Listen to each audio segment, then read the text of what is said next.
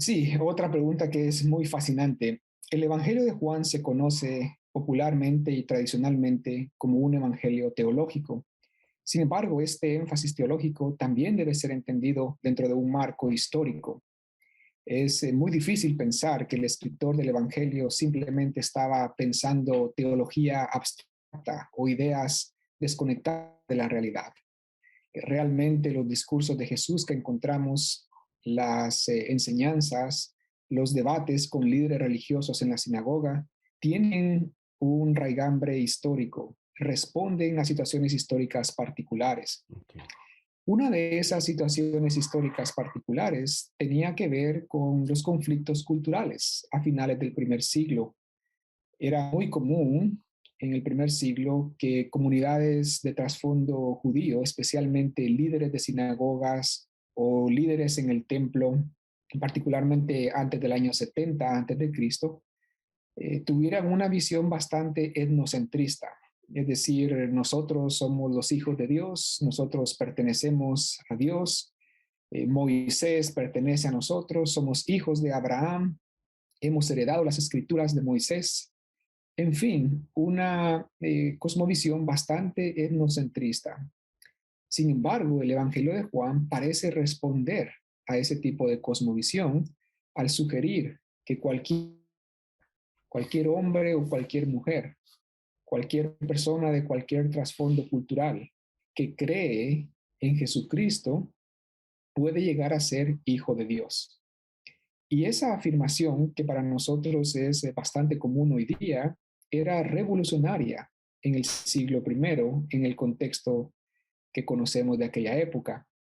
En el capítulo 8 del Evangelio, por ejemplo, los líderes religiosos claman y alegan que ellos son los herederos de Abraham, que son los hijos verdaderos de Abraham y que Abraham es su padre.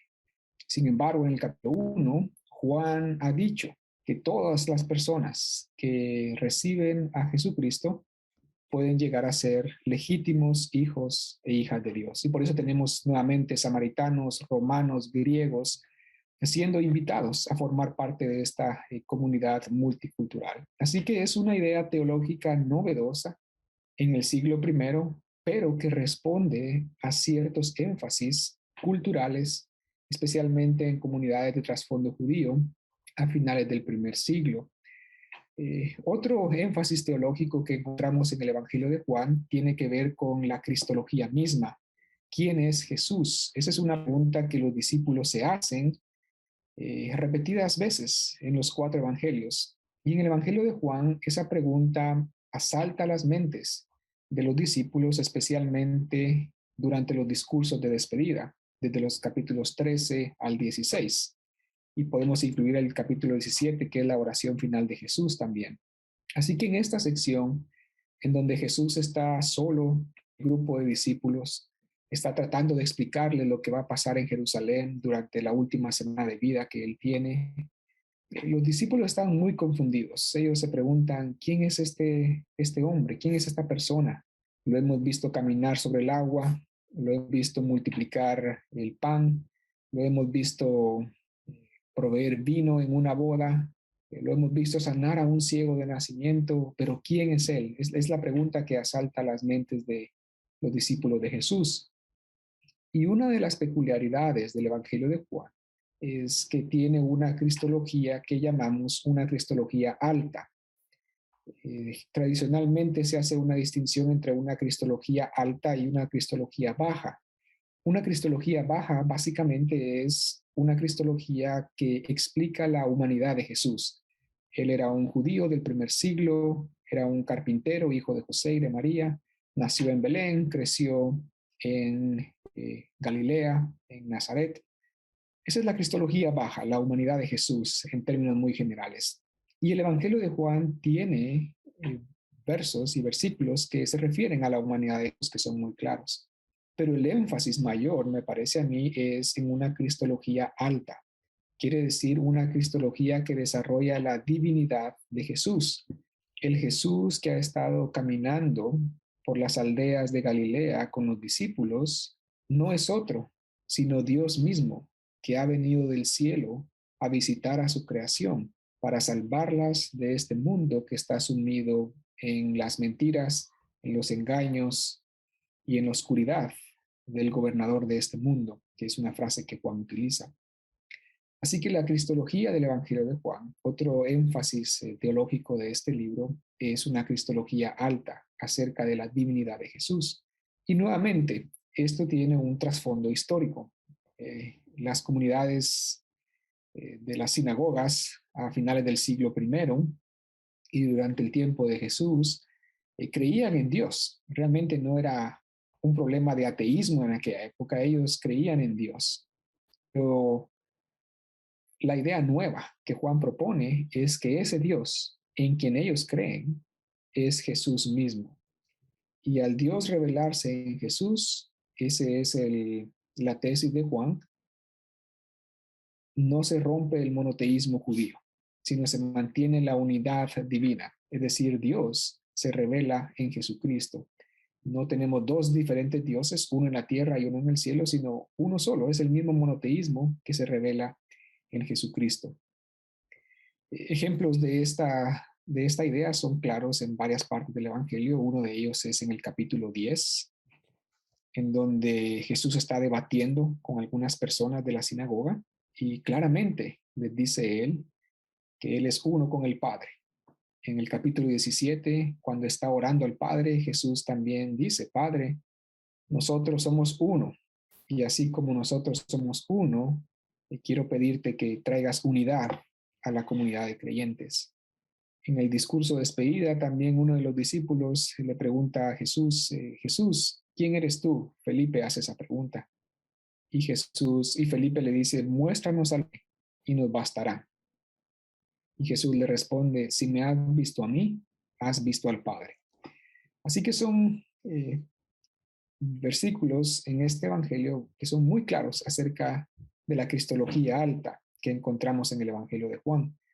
Eh, no quiere decir que los otros tres evangelios, Mateo, Marcos y Lucas, los evangelios sinópticos, tengan una cristología baja. De hecho, los otros tres evangelios también tienen una cristología alta.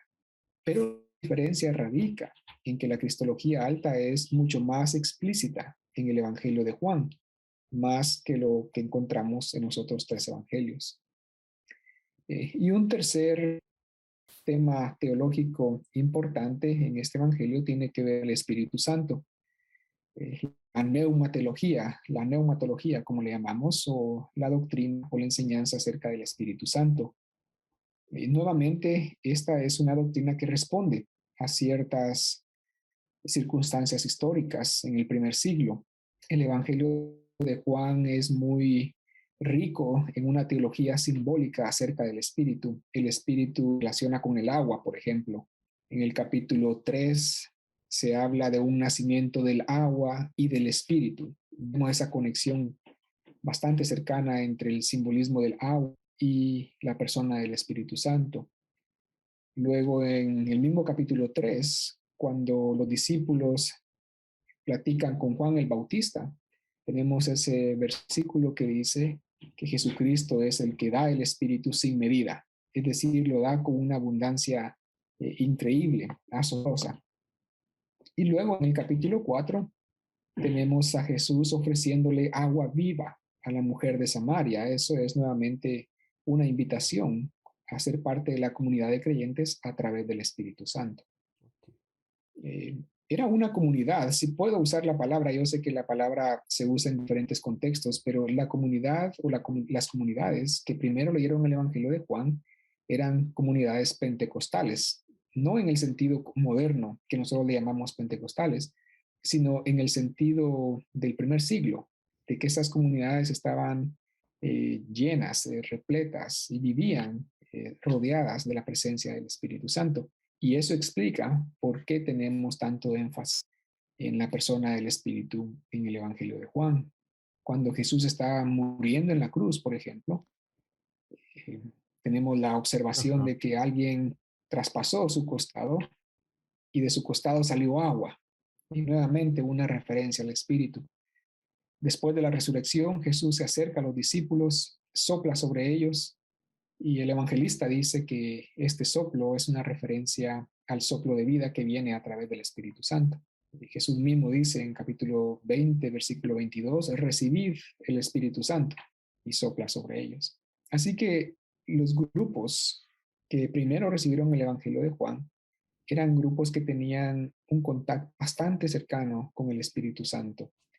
Después de la resurrección, esta comunidad vivía en la esfera del Espíritu Santo y por eso creo yo no eran muy diferentes de las comunidades paulinas o de las comunidades que estaban cercanas a Pedro en Jerusalén, porque también tenemos evidencia que el Espíritu Santo era un tema prominente en Corinto, en Éfeso, en las cartas de Pedro. Así que lejos de ser nuevamente los cristianos detrás del Evangelio de Juan una comunidad separada, ellos pertenecían a esta tradición extensa que abrazaba a una teología trinitaria, que hoy llamamos trinitaria, pero que en aquel tiempo se estaba desarrollando como trinitaria. Así que son tres énfasis, creo yo, que son importantes en este evangelio. Hay más, por supuesto, pero estos me parece son tres de los más importantes.